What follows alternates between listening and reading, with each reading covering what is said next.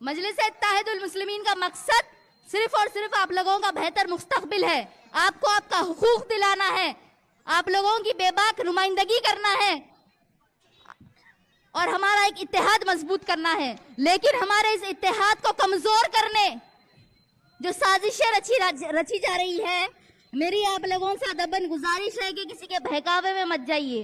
वक्त की नजाकत को समझना जरूरी है। जो हर इलेक्शन में मायावती बीजेपी का काम करती थी, इस इलेक्शन में वो काम समाजवादी पार्टी कर रही है और इस हल्के से वो काम बीबीए का कैंडिडेट कर रहा है। वो हर जगह हमारे सिर्फ वोट बांटने और काटने के लिए खड़े हैं। तो हमें मुत्तहिद होकर अपने वोटों का इस्तेमाल करना है मेरे भाइयों। उस समाजवादी से हमारी कौम के एक मुनाफिक यहाँ आके बोल रहे हैं कि अगर यहाँ पे मुसलमानों की लीडरशिप बनाना है तो पाकिस्तान चले जाओ। इस मुल्क में मुसलमानों की लीडरशिप नहीं बन सकती। कौन बोल रही है?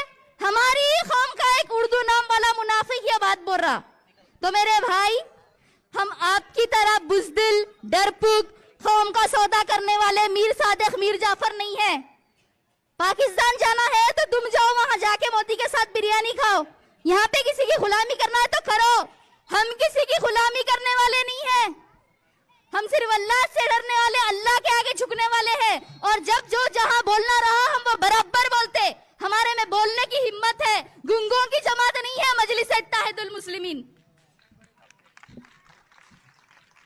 कोई यहाँ आके बोल रहा कि ये एमआईएम पार्टी यहाँ क्यों आ रही है, हैदराबाद में ही रहो। अरे कोई बोलता है कि इस मुल्क में मुसलमान बच्चियां हिजाब नहीं पहन सकते। कोई बोलता इस मुल्क में मुसलमान दाढ़ी नहीं छोड़ सकते, टोपी नहीं पहन सकते। कोई बोलता मुसलमान अज़ान नहीं सुनना, नमाज नहीं पढ़ना, हलाल खाना नहीं खाना, शादी ऐसा नहीं करना, बच्चे पैदा नहीं करना, बच्चे मदरसों में नहीं पढ़ना। मुसलमान ये नहीं बोल सकता, वो नहीं बोल सकता, मुसलमानों की लीडरशिप नहीं बढ़ना, मुसलमान यहाँ पे फलस्तीन जिंदाबाद का नारा नहीं लगा सकता, मुसलमान यहाँ नहीं जाना, वहां नहीं जाना, जाना है तो पाकिस्तान चले जाओ। क्यों? किसी के बाप का हिंदुस्तान है? हिंदू मुस्लिम सिख ईसाई सभी का खून है शामिल इसमें। यहाँ की मिट्टी में किसी के बाप का हिंदुस्तान नहीं है। इस मुल्क में हम किराएदार नहीं, हिस्सेदार है। तो ऐवानों में भी हम हमारी हिस्सेदारी हासिल करके रहेंगे।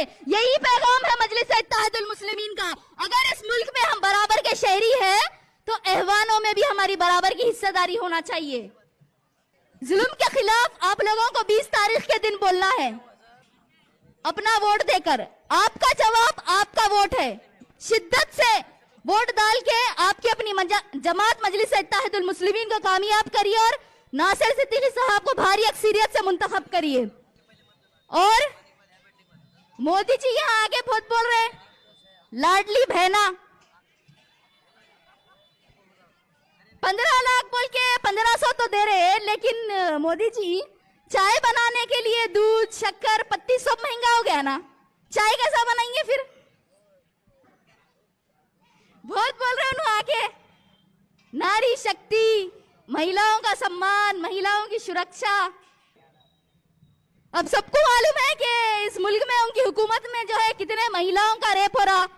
महाराष्ट्र में कितने महिलाओं का रेप हुआ, बीजेपी में कितने रेपिस्ट है, कितने रेपिस्टों को टिकट देके कैसा इज्जत से फूलों के साथ स्वागत करते। ठीक है, वो सब जाने दो। Charity begins at home. अपने घर में अपनी खुद की बीवी को तो इज्जत दे लेना था।